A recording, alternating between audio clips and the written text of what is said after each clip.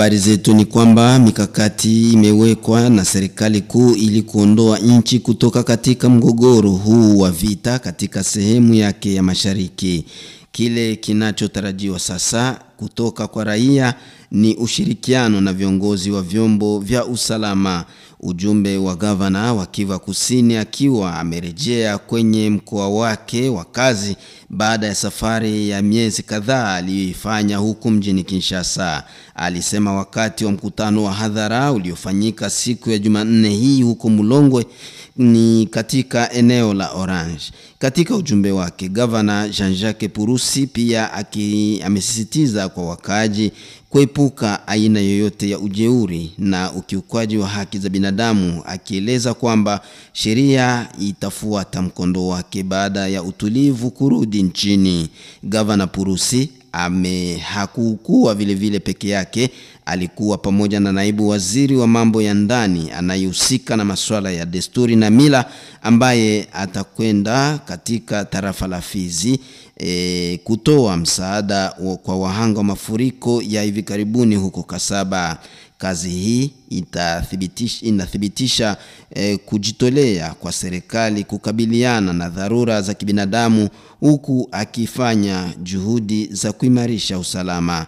Gavana Jean-Jacques Purusi alipoingia kwenye mpaka wa Kongo na Burundi huko Kavimvira alipokelewa na gavana makamu Jean-Jacques Elakano, meya wa muda wa jiji la Uvira Kifara Kapenda Kiki na wanamemba wa serikali ya mkoa, wanabunge wa mkoa pia na makundi mengine ya kiraia jijini na tarafani Uvira.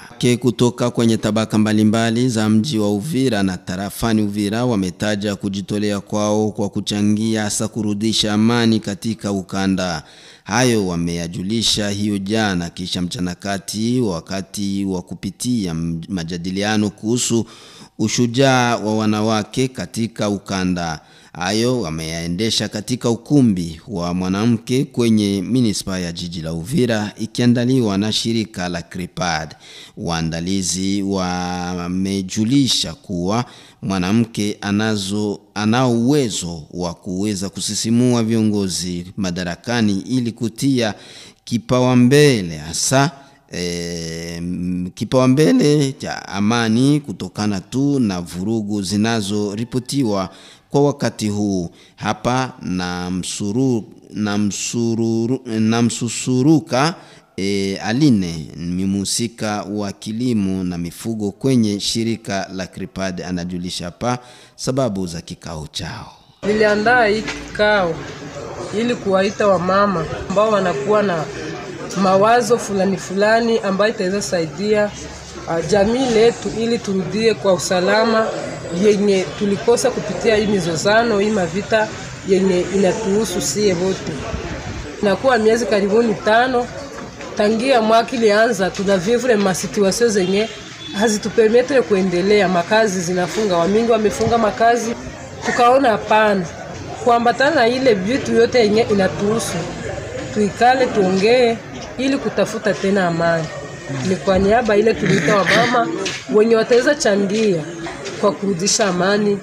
Haiko tu Uvira, tukiangalia hata Burundi, Rwanda, Tanzania iko affecté na hii situation.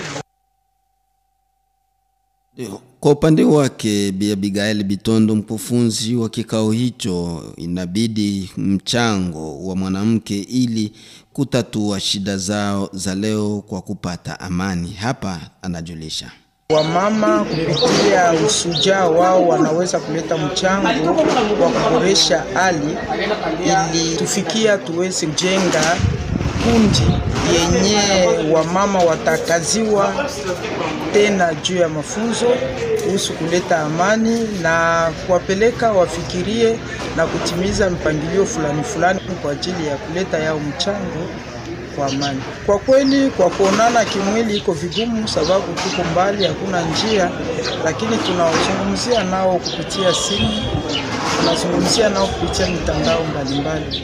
Yaani hata kwa mbali, hata katika hii hali ya kutokuwa katika uhusiano wa kimwili tunaweza kufanya kazi pamoja.